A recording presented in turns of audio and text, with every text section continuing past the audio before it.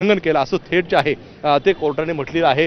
राजू, आतापर्यंतची जी सुनावणी सुरू आहे यामध्ये असं कळतंय की जरांगेंचे वकील आहेत माने शिंदे यांनी मागणी केली आहे की उद्या सकाळी 11 पर्यंतची वेळ आम्हाला वाढवून द्यावी। ही वेळ नेमकी कशासाठी मागितली जाते?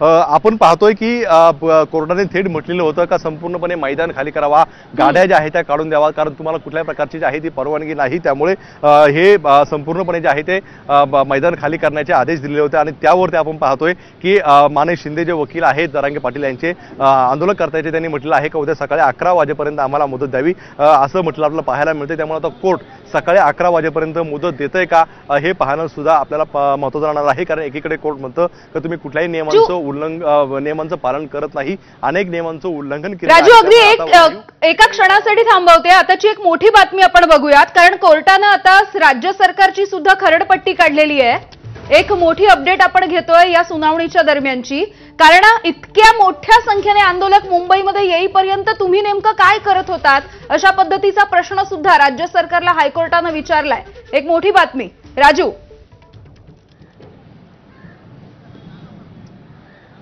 अगदी आपण पाहतोय की हायकोर्टाने सरकारला मोठ्या प्रमाणावरती फटकारलेला आहे। हायकोर्टाने स्पष्ट म्हटलेलं आहे की तुम्ही आतापर्यंत काय करत होते, जवळपास 50,000पेक्षा जास्त लोक होती, तोवर तुम्ही काय करत होता असा प्रश्न जो आहे तो उच्च न्यायालयाने विचारलेला पाहायला मिळतोय। ही तुमची चुकी आहे असं सुद्धा म्हटलेलं आहे। तुम्ही आधीच कोर्टामध्ये येणं अपेक्षित असताना तुम्ही एवढा उशीर का लावला असं सांगत सरकारची सुद्धा एक प्रकारची कान उघडणी जी आहे ती मुंबई उच्च न्यायालयाने केलेली आहे, कारण राज्य सरकारने 24 तासाची मुदत दिलेली होती। अवघ्या 5,000 आंदोलकांना परवानगी दिली असताना 50,000पेक्षा जास्त जे आहे ते आंदोलक आले, तुम्ही कोर्टामध्ये का आले नाही, का उशीर केला असं सुद्धा सांगत जे आहे ते एक प्रकारे राज्य सरकारची सुद्धा खरडपट्टी काढलेली आपल्याला पाहायला मिळते। तुम्ही जर 24 तासांनी संतुष्ट नव्हता तर तुम्ही देखील कोर्टात यायला हवं होतं। उच्च न्यायालयाने आंदोलनकर्त्यांच्या वकिलांना जे आहे ते